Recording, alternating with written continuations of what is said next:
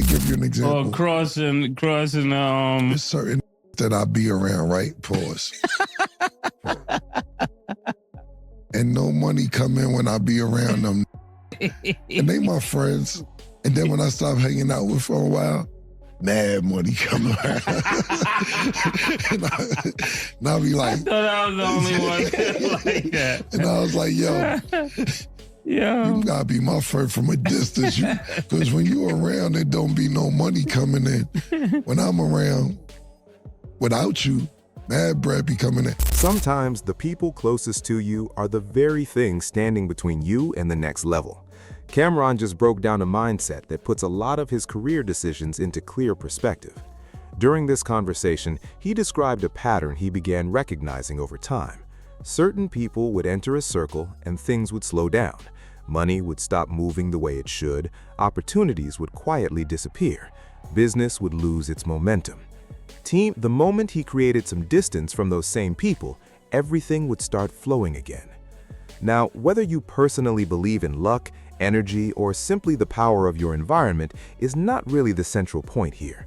The bigger takeaway is about being intentional with who you allow into your business space and being willing to protect your income above personal loyalty when necessary. And if you have followed Cameron's career closely, this philosophy explains a lot. It is essentially the same thinking that shaped how he eventually navigated his relationship with Dipset. We have watched him draw a firm line between personal friendships and business partnerships. We have seen him walk away from situations that were no longer producing results, regardless of the history attached to them. We have seen him become increasingly strict about contracts, ownership structures, revenue splits, and making sure everyone in his circle handles their responsibilities the right way. Before we get into it though, drop your thoughts in the comments below and make sure you are subscribed to the channel. Now, let's get into what Cameron actually said. Go ahead, Cam. Go on record right now. What's next for the Broncos? What do you think is next for the Broncos? If you're Sean Payton right now and you can make the decision and you got the front office back. I'm trying to preserve my voice. You know I would have been went off on the Broncos, nigga. No, I would have lost it a long 5 minutes ago. Look, man, where Russell was at 95 yards. Yeah, he didn't even have 100 yards, my nigga. Russ is tripping. Yeah, and 2 interceptions. Are you ready to blame it on his relationship though? So that Thursday morning, all throughout the United States Breakfast Club, all type of radios, like Cam said he needs to leave Sierra to leave to win a game, and I'm like, I've been said that like last season. Like, why are they making this news all over on last Thursday? And they made me look like a genius. You know, 2 interceptions, less than 100 yards. Looking nowhere like the Russell Simmons from the Seahawks. I look smart as fuck. Get out of there, Russ. Get out the movie. Get out. The teacup. Get out. He's stuck. He's in the sunken place. Get out of there, bro. You're not going to win with her. And I'm not saying Sierra ain't a good look. Sometimes it's just bad luck. And it isn't meant to be bad luck. You know, I'm superstitious. Bad luck like what, a black cat or... Like, I give you an example. Or crossing. There's certain niggas that I be around, right? Pause. And no money come in when I be around them niggas. And they my friends. And then when I stop hanging out with for a while, mad money come around. and I'll be like... I thought I was the only one like that. And I was like, yo... You gotta be my friend from a distance. Because when you around, there don't be no money coming in. When I'm around, without you, mad bread be coming in.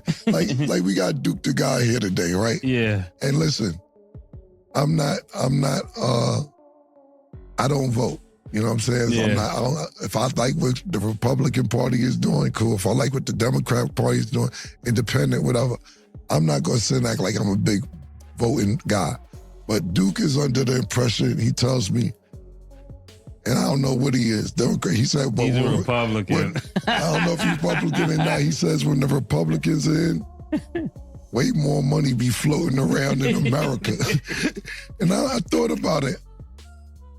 I get mad money when it's a Republican in office.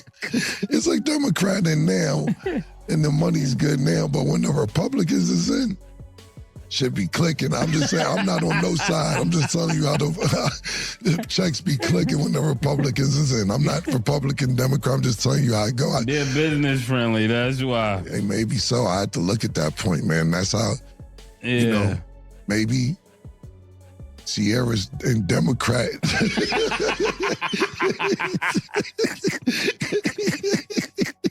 And Russell Wilson can't get no wins, man. I'm just saying. So he stops clicking when. Yeah, so for everybody who's watching, Cam is basically saying Sierra is bringing Democrat vibes. She's slowing the progress up. Not that we're against Democrats. Cam is not against Democrats. He's just saying the flow. According to Duke the God's terminology. According to Duke the God.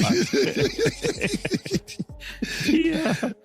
Oh man. Hey. But you did say last week that he don't need to leave her. You said in order for him to play well, she would have to leave him. In other words, her leaving him would turn the fire up under him. I'm not going to pause you. I'm going to let you turn the fire up on them. It's kind of crazy, but that's why it took me a minute, because I said, well, I ain't going to do it if it was me, though. If it was you, how would it do? Look, let me ask you this. Let Stat answer. What you think? What you think as a lady? That he'll be better off if she. I feel like that's vengeance. I feel like everybody does better when there's a heartbreak, not on their end, on the other person. It's not a heartbreak. Is she bad luck? Is she bad luck? Is she black? Is she like a black cat? What's another thing that's bad luck? It would be like a black cat. Number 13. Number 13. Yeah, like a superstition. Like a superstition. I don't think so. I think compared to a lot of people out here, she's great luck. To what? To what luck, though? I mean, he's happy. That's what matters. Is he happy football? Like football-wise? Is Denver happy? Is the Broncos happy? Not happy. Is Sean Payton happy? Sean Payton ain't happy. What do you think is going through Sean Payton's mind right now? He's on that come on my nigga right now. The biggest threat to your success is not always coming from your competition. More often than not, it is coming from the people you refuse to draw boundaries with.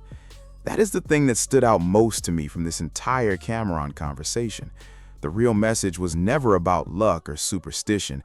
It was about being genuinely honest with yourself regarding what is contributing to your growth and what is quietly working against it.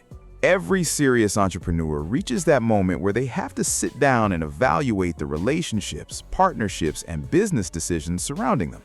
Not out of bitterness toward anyone, not because they have stopped caring about the people involved, but because they have decided that progress has to be protected. One of the most consistent truths in the entertainment business is that the right partnership can generate millions of dollars in value and open doors that would have otherwise stayed permanently closed. The wrong partnership can cost you those same millions through lost opportunities, misaligned energy, and stalled momentum that never fully recovers. At the end of the day, this conversation is not really about cutting people off. It is about developing the self-awareness to recognize who is genuinely contributing to where you are trying to go and who is keeping you exactly where you already are. That distinction matters in music, it matters in business, it matters in investing, entrepreneurship, and every other area of life where growth is the goal. So let me ask you this directly. Do you think Cameron made the right call by creating distance from certain people when he felt they were blocking his progress? And looking back at everything that played out between Cameron and Dipset, do you believe business decisions should take priority over friendship when ownership and money are genuinely on the line? Drop your thoughts in the comments below. Make sure you like the video and subscribe to the channel. Peace.